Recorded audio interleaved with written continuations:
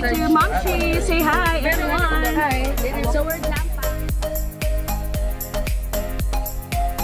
ready for sailing, ready for cruising. Guys, good morning.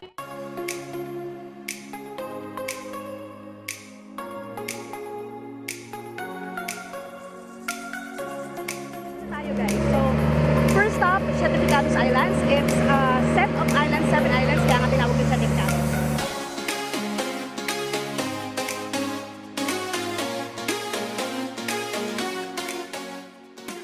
Sa Siete Pecados Island as the first destination dito sa aming super ultimate tour dito sa Coron, Palawan. So this is a coral garden na may magagandang coral reefs. Guys, ang linaw ng tubig. Medyo malakas lang daw current dito, banda rito. But everything is all good. Payapa, hindi gaano mainit, but perfect weather for swimming and snorkeling. I'll see you later. So, lang kami guys. Ito, ready ng aking family members. Actually, nandun na sila. So, see you later.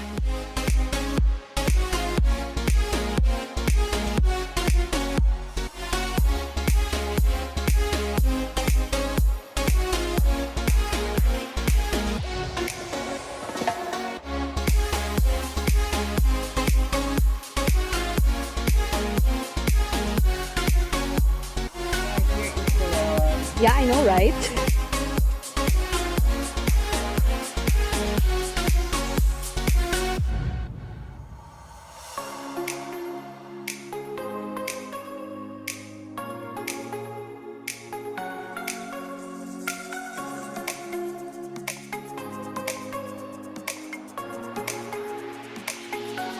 Welcome to Kayangan Lake! We're allowed to stay here for 45 minutes, so we will try to push it for 1 hour. Yung pinagdaungan natin is yung dock area lang. So Kayangan Lake is over there, so kailangan yung mag-hike on top of the mountain or on top of the hill or that big rock formation. So doon pupunta tayo sa kabilang side. Ito yung pinaka-famous spot dito sa Coron. Ito yung mga nasa iconic pictures natin na nakikita natin sa vlogs, sa Instagram. So see you later!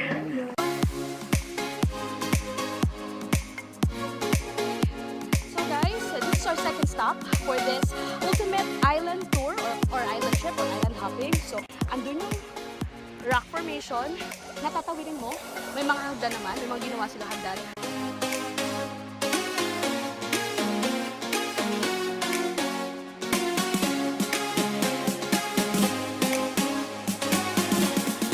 So guys, ito na siya, nag-umpisa na uli ang kalbaryo natin. Akala ko nagtatapos na ang lahat sa Mount Tapias, pero apparently, meron pang ganito. Actually, we experienced this 2017. Noong 2017 din naman, ginawa rin naman namin to. So, dapat expected na natin to, diba?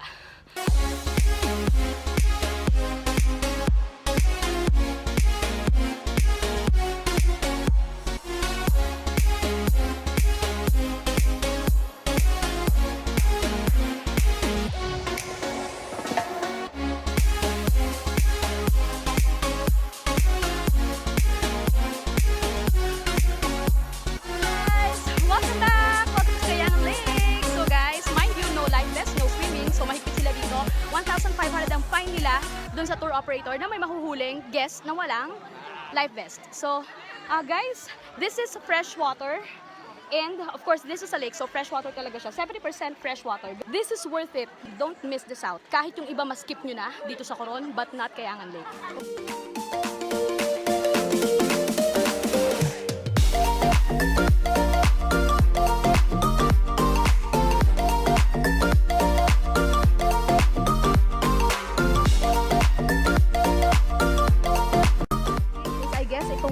Platform, itong walkway, kasi dati tabla lang to. Mas photogenic yung tabla lang, mas raw yung dating, mas rustic. So, since this is for safety, that's all good.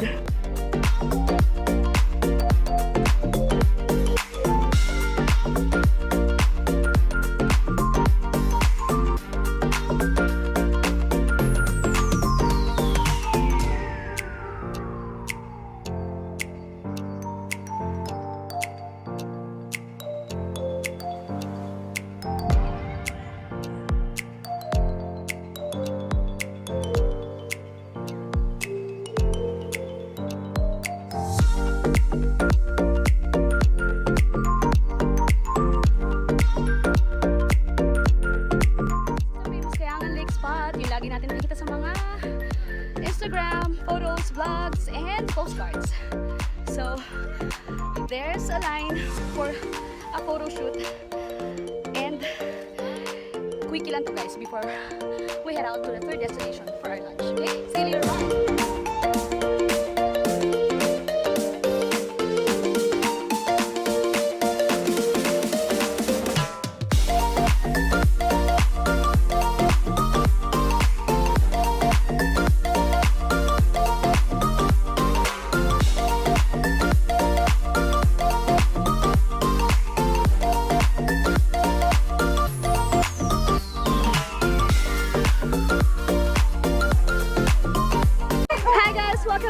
Welcome to Barracuda Lake! Nandito tayo ngayon sa ating third stop dito sa ating ultimate island hopping, ultimate island tour dito sa Coron, Palawan. Compared to Kayangan Lake, this is much wider, mas malaki yung scope niya. And at the same time, hindi mahirap puntahan. Konting akyat lang siya, may mga hagdan din na ginawa para sa mga travelers kasi batuhan siya, medyo rock formation siya. So apparently, mas malawak. Deep blue waters. There you go. So, tanghalin tapat guys, past 12.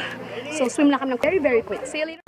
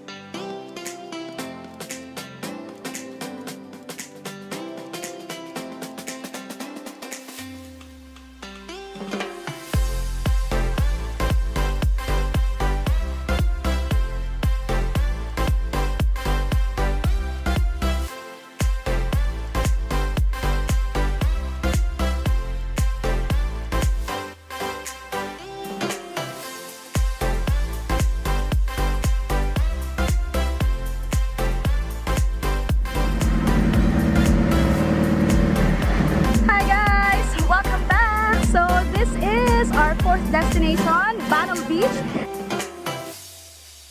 So this is where we're going to take our lunch, and this is a buffet lunch by the way. So guys, tingnan nyo naman, check out the water. Green, blue-green, or green-blue, or yeah, turquoise water.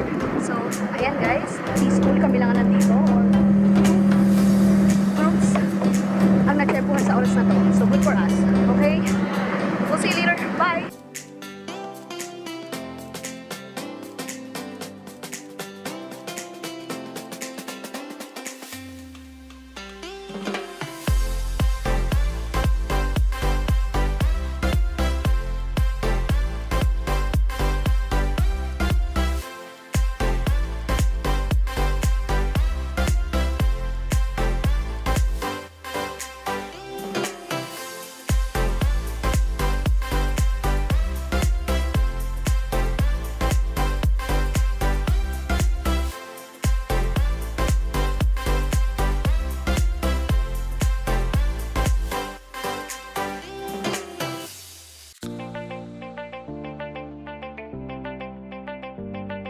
Sa Malwawe Island.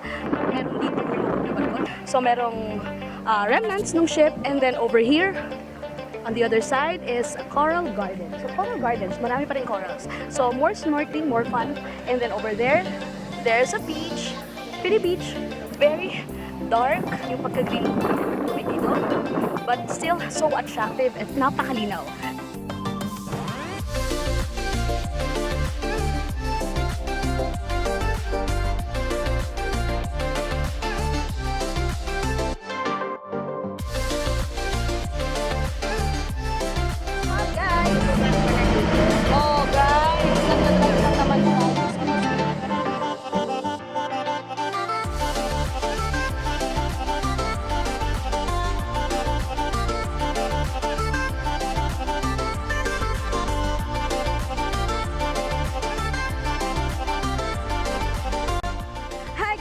So welcome back. So we're here now at our 5th destination. No, this is the 6th destination here in our ultimate Coron island hopping. So eto guys, we're here now at CYC Beach.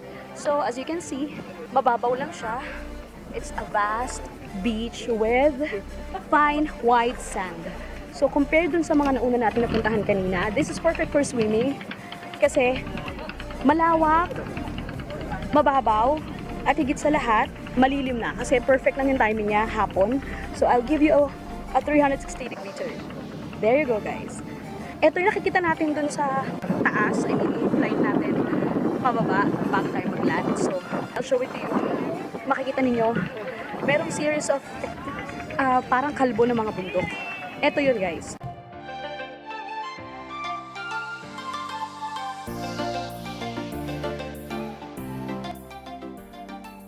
Malamig na konti yung tubig kasi hapon na. But it's all good kasi tingnan niyo ang ganda, ang linaw. Guys, look at that. Clear, green waters. At ang lawak niya, hindi siya kulob, hindi siya nasa enclosed area. Napakalawak na karagatan niya. Pero beach. Dahil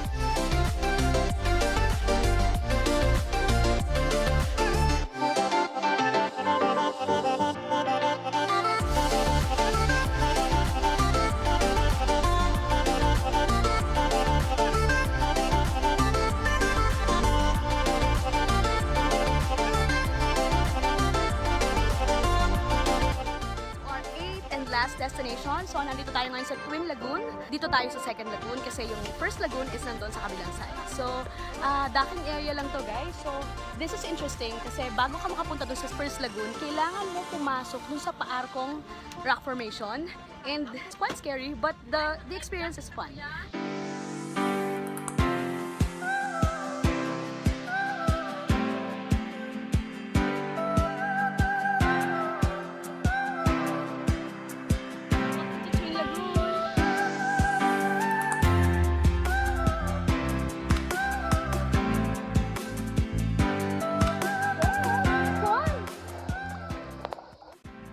Side. So, let's check it out. Hi guys! So, we made it. Nandito kami yun sa Lagoons. Let's go.